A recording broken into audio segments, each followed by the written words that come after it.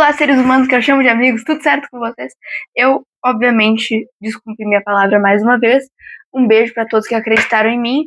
Sinto muito, eu não sou confiável. E eu vim gravar o que eu falei que eu não gravaria. A Segunda Guerra Mundial. Primeiro, eu gravei um vídeo da Segunda Guerra Mundial há um tempinho atrás. Tá uma bosta, por isso que eu vim gravar outro. Né? Porque aquele outro lá tá incompleto, tá ruim. Esse aqui, eu provavelmente vou querer regravar daqui a um tempo por causa desse meu cabelo aqui, porque eu vou esperar meu cabelo ficar bonito de novo pra eu gravar de novo. Mas o que importa é o conteúdo, não a aparência, até porque o que importa é o coração, o interior do nosso ser. E é por isso que eu vim gravar, porque a minha palavra não importa, porque ela saiu de mim, o que importa tá aqui dentro, na minha cabeça, no meu coração. Vou parar de enrolar. A Segunda Guerra Mundial, o que acontece? A gente viu na Europa, eu ia remangar as mangas. A gente viu na Europa que surgiu pós-crise de 29, aquela conspiração louca na cabeça de todo mundo de apontar pro liberalismo e falar assim, não funciona, não quero pra mim.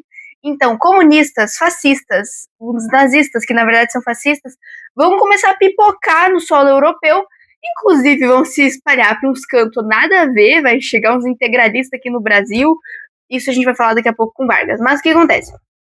A Segunda Guerra Mundial vai começar justamente porque com a chegada no poder desses países antiliberais, desses partidos, desses ideais antiliberais, começa uma situação diferente na Europa ali, que a Alemanha, com Hitler no poder, vai começar a querer expandir seu espaço vital. Isso é a mesma coisa para a Itália. Os países começam a ter esse gostinho pelo imperialismo de novo. É uma semelhança com a Primeira Guerra, se tu for olhar. Só que o imperialismo aqui é diferente daquele imperialismo de lá. O imperialismo daqui é uma coisa de expansão, é uma coisa de querer que a ideologia dele se espalhe pelo mundo, de querer recrutar pessoas que pensam assim e querer excluir aqueles, enfim, exterminar mesmo aqueles que eles consideram como inferiores. Então também tem uma certa ideia de superioridade racial, que a gente podia ver mais ou menos com o imperialismo que veio antes da Primeira Guerra ali para justificar a colonização. O que acontece agora na Segunda Guerra tinha acontecido lá no fim daquela Primeira Guerra, vocês vão lembrar daquelas loucuras de revanchismo. Desde a Guerra Franco-Prussiana até a Segunda Guerra, tem essa bosta dessa questão entre a Alemanha e a França que nunca foi resolvida. Não é que não foi resolvida, mas resolviam no papel e os caras guardavam no coração aquele gosto amargo, assim, sabe? Não descia, não conseguiam aceitar aquilo. Então esse revanchismo alemão tá forte agora. Por quê? Na Primeira Guerra a Alemanha sai fudidaça, ela tem que assinar aquela bosta, aquele tratado de Versalhes que enfia tudo no cu da Alemanha. Então, é dívida dos outros países, é destruimento, é tudo, vai aqui, ó, pra Alemanha. E a Alemanha, tendo que lidar com isso, ela não poderia expandir militarmente, ela não poderia fazer novas tecnologias militares, o que a gente vê que ela descumpre antes mesmo do início da Segunda Guerra. A Alemanha vai ter aquelas Luftwaffe, aqueles... tem arma pra cacete, a Alemanha tem exército, a Alemanha tem coisas que ela não poderia ter, de acordo com o Tratado de Versalhes. A Liga das Nações, criada no fim da Primeira Guerra, é um...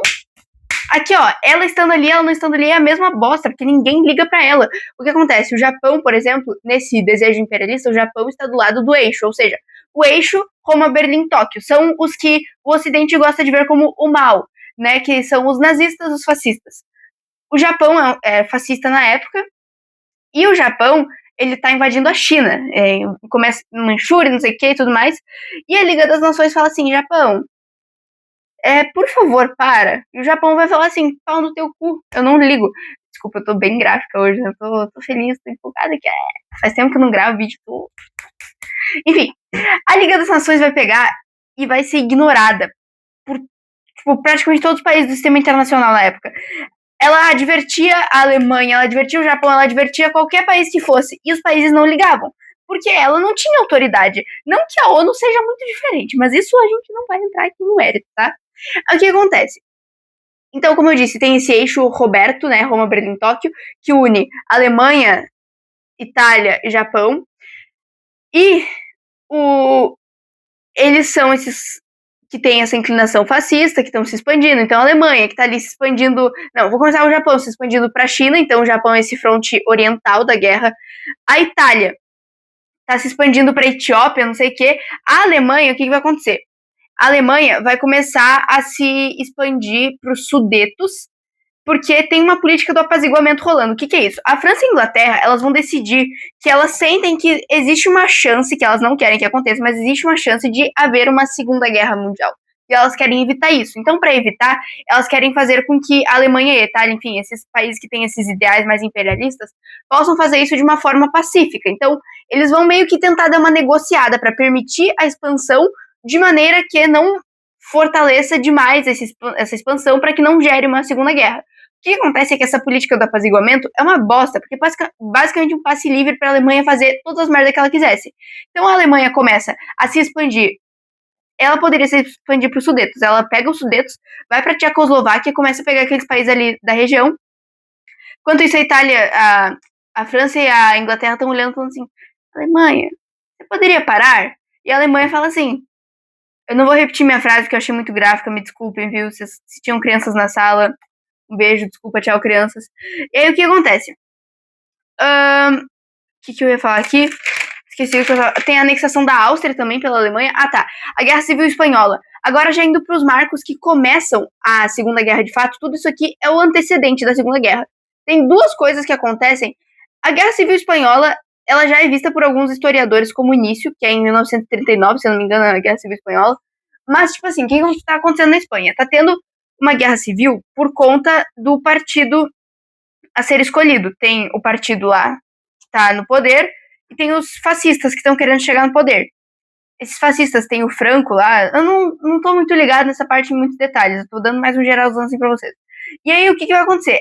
A Espanha fascista consegue apoio do Hitler e do Mussolini para atacarem a Espanha. Para meter pitaco ali naquela guerra civil, para fazer com que o lado fascista ganhe mais força, que é o que acontece. Então a Espanha, no fim dessa guerra civil, se torna do eixo fascista, e a Espanha fica meio que quietinha durante a Segunda Guerra, justamente pelo fato dela não ter essa batalha já. Ela já aconteceu, essa guerra civil, antes do início da guerra. Então a Espanha não está envolvida na guerra diretamente, porque ela está quietinha, fascista, no canto dela ali. E como a Alemanha come a Europa se torna toda fascista, então não tem um perigo para a Espanha ali. Uma coisa que vai acontecer, então, passou a Guerra Civil Espanhola, o que acontece? Antes da guerra, que é o que dá o marco da guerra, a Alemanha faz um acordo com a União Soviética. O que a gente vai ligar a anteninha aqui. Os fascistas são estritamente contra comunistas. Tem perseguição em todos os regimes fascistas ou com inclinações fascistas. A gente vê aqui no Brasil, era Vargas Getúlio com inclinações fascistas perseguindo os comunistas. A gente vê lá na Europa os nazistas, os fascistas italianos, os fascistas espanhóis, todos os fascistas vão perseguir os comunistas nessa época. E o que acontece é que Hitler faz um acordo com o Stalin, justamente porque na Primeira Guerra a Alemanha ficou cercadinha. Daqui tem inimigo, dali tem inimigo, então a Alemanha vai fazer o seguinte: vou escolher um dos inimigos para ser meu, entre aspas, amigo. Eles vão fazer um acordo, né? Eu tô com um problema, né? Eu tenho algum problema e eu esqueci o que eu tava falando e eu estou entrando em desespero. Eu preciso ler o que era que eu ia falar. Pelo amor de Deus. Calma aí, eu vou pausar pra eu conseguir falar. Um pacto de não agressão. Eu entrei em desespero aqui. Esse pacto de não agressão que a Alemanha firma com Mussolini, com a União Soviética, eles não vão se agredir durante a guerra, eles vão dividir. Essa parte da Polônia vem pra mim, essa vai pra ti, a gente pega de volta essa região que é historicamente nossa. E é isso que Hitler tá fazendo, ele tá retomando regiões que, na cabeça dele, historicamente são da Alemanha, então a Alemanha teria esse direito de pegar elas de volta. O começo da guerra se dá por quê? A França e a Inglaterra vão repudiar esse ato da Alemanha de invadir a Polônia. Eles vão dar um parte quieto. Eles vão falar assim: Alemanha, parou.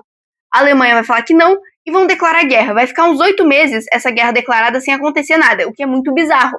Porque tu pensa, tu tá num país, teu país fala assim: gente, estamos em guerra agora com a França. E aí tu olha assim: a Alemanha tá em guerra com a França. Passam-se 8 meses e não acontece nada. Tá todo mundo numa tensão do caralho, porque não sabe o que vai acontecer. No fim das contas, começa a guerra. E aí tu vai ver como a Alemanha nazista é forte, porque Hitler é um estrategista muito bom. Ele consegue dominar a França. Então ele vai ali pela Holanda, Cadê meu mapa? Eu preciso de mapas, gente. Eu sou horrível sem mapas. A Bélgica, a Alemanha vai acabar invadindo por ali a França. E no que ela invade a França se divide em dois. Vai ter a coisa de Vichy aqui embaixo. Como é que é o nome dessa caceta? Eu tô esquecendo tudo. República de Vichy? Vichy, República? É República? Governo de Vichy, sei lá. O sul da França é o governo de Vichy. E em cima, a França, no norte, né? A França, ela vira controlada pelos alemães nazistas. Então a França vira nazista em todo o seu território. Porque esse governo de Vichy, ele não é um governo revolucionário, um governo de... Como é que é o nome? Como é que é o nome? Resistência. O governo de Vichy, ele é só um governo colaboracionista. Então eles vão fazer ações quase que neutras, porque eles vão colaborar com o nazismo. Então, na verdade, a França vira nazista nessa época. A Alemanha consegue controlar a França. As ações da Alemanha vão tomando, assim, grandes proporções. A Alemanha, ela vai dominar a França, ela vai dominar a Europa inteira nessa época. E aí, a Alemanha, ela tenta invadir o Reino Unido, né? A Inglaterra, enfim, eles fazem ataques, eles não conseguem, eles têm essas batalhas aéreas, eles não conseguem dominar a Inglaterra, eles dão muitos danos na Inglaterra, a Inglaterra dá muitos danos na Alemanha, bombardeios, enfim, mas não chega ao ponto de a Alemanha dominar a Inglaterra. Aí o que vai acontecer? Nisso, a Alemanha tá lá nessa frente ocidental, ela vai olhar para a União Soviética e falar: cara, tô cansada de ter a Europa inteira para mim, eu tô afim de ir lá pro lado da União Soviética, vai que eu consigo dominar uns cantos na Ásia. Então, não contente com a fucking Europa inteira, Hitler mete suas tropas para a União Soviética. O que acontece, então, essa operação chamada de Operação Barbarossa, que seria essa operação para invadir a União Soviética, é uma operação que eles vão entrando ali na União Soviética e a galera da União Soviética vai resistindo até que o icônico, o divônico, o babilônico, o sovieticônico inverno soviético volta, né? Ele que já matou Napoleão vem agora para matar o bigodão. Ele não mata Hitler, ele foda-se, vocês entenderam, as tropas, né? As tropas do bigode. Ele vai vir, o inverno, ele vai matar, ou ele vai fazer com que os alemães recuem, mesmo contra o mando de Hitler, porque Hitler fala que não, vocês não vão recuar, e os caras recuam, e os soviéticos vão perseguindo os alemães que estão recuando, pra conseguir matar, pra não deixar sobreviver nenhum. Na Batalha de Stalingrado, tá? E deixa eu ver o que tem. Bom, o que acontece? Aí o eixo começa a dar uma decaída. Porque o que vai acontecer? Tanto a América vai começar a ser influenciada pelos norte-americanos ou pelos ideais do lado ali da Inglaterra, França, Estados Unidos, por conta da política do boa vizinhança, apaziguamento, política da boa vizinhança, né? Eles vão começar a se aproximar. Então, os Estados Unidos vão começar a ter mais influência aqui no Brasil, vai ter todo aquele negócio da Era Vargas, de Getúlio ceder territórios do Rio Grande do Norte, enfim. E aí, o que acontece? Os aliados, é os aliados, né? É aliado o nome dos bagulho? Acho que é, eu esqueci. Bom, eu vou chamar de aliados a Inglaterra, a França e os Estados Unidos. Eu não lembro se esse é o nome, eu tô com problemas muito sérios, mas eu tenho quase certeza que é. Os aliados começam a dar essa reviravolta, né? E o que tá, uma coisa aqui. O que marca essa reviravolta, praticamente, é... Eu esqueci de falar de Pearl Harbor. Eu falo depois. Bom... A Itália, ela vai ser invadida, porque assim, tinha os caras no norte da África, né, tinham nazistas indo pra lá, mas aí acaba que os aliados tomam o norte da África e invadem a Sicília, subindo assim do norte pra África, do norte da África aqui pra Sicília, ó, a África, aí tá espelhado, que cu, caceta, ali tá a Itália já, esse troço rosa feio aqui, não que a Itália seja feia, mas no meu mapa tá um bagulho só, enfim, tem a Sicília, eles sobem pela Sicília pra Itália e começam a empurrar Mussolini pro norte da Itália, tipo assim, maluco, te fudeu. E vão empurrando, os aliados vão acabando com o fascismo na Itália, até que Mussolini tenta fugir e a população captura ele e mata ele. E essa é a maior humilhação que um ditador pode pegar. Hitler toma como se fosse um soco no estômago ao ver isso. Porque, concomitantemente com a invasão da Sicília, não sei se tem um nome específico dessa caceta aí, tá acontecendo no dia D na França. Que é basicamente uma operação em que os ingleses e, enfim, vão pelo Canal da Mancha invadir a França, os portos ali da Normandia, e restaurar a França, tirar o controle nazista da França. E aí, basicamente, tá, de um lado, os soviéticos expulsando os alemães, daqui tá saindo os nazistas, daqui tá saindo os fascistas. A Alemanha se vê de novo naquela bosta, daquela posição de estar aqui, ó, encurralada. Aqui tem cara, aqui tem cara, aqui tem cara, a Alemanha tá ali no cantinho. Então, a Alemanha se deu, tá? E aí, nessa reviravolta que vai ter, então, acontece.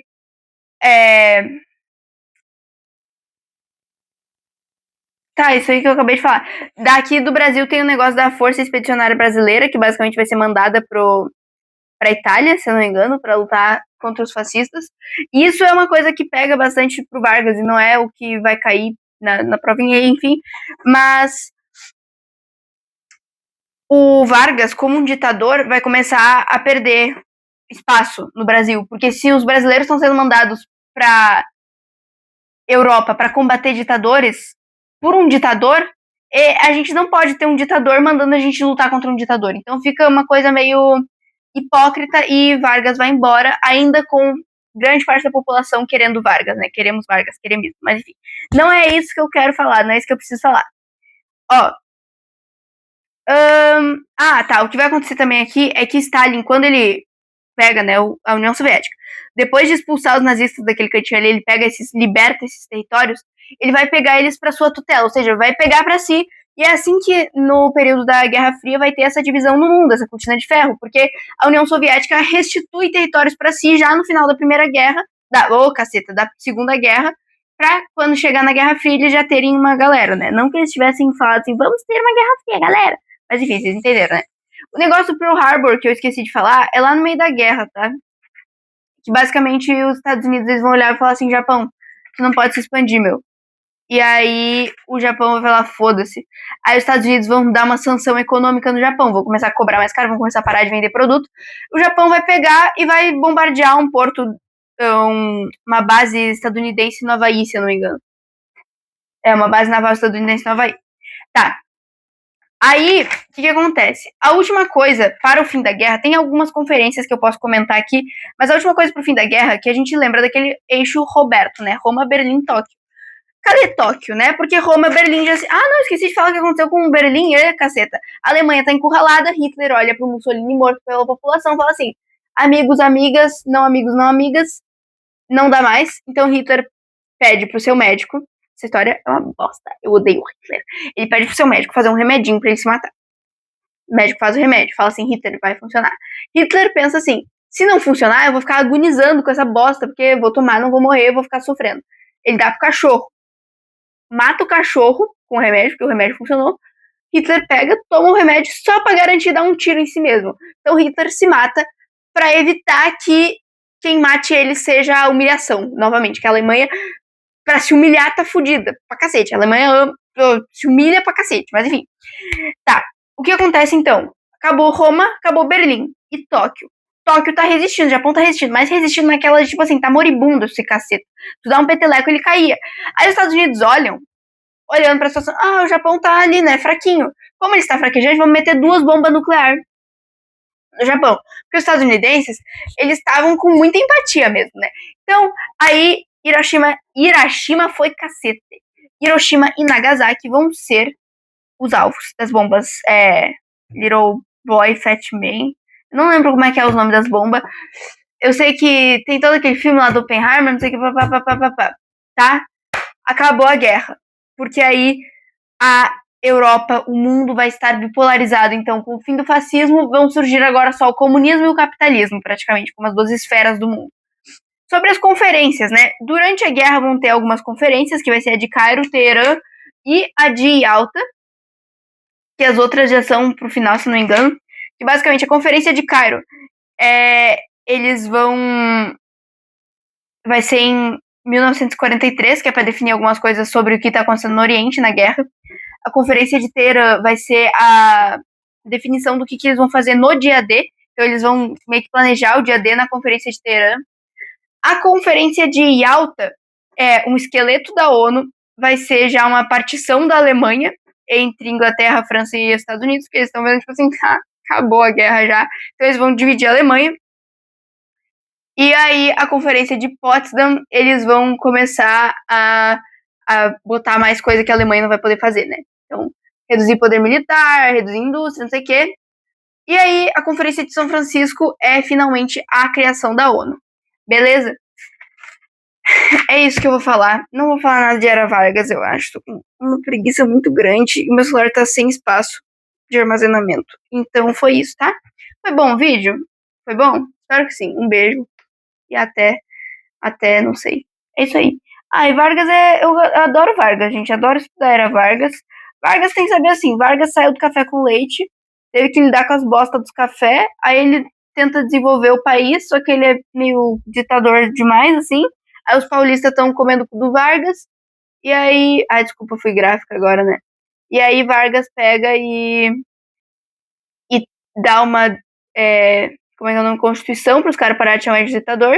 Aí ele vai lá e ele inventa um plano comunista lá, não ele, né? Mas enfim, os caras se defendem de um plano comunista e Vargas instaura seu novo regime.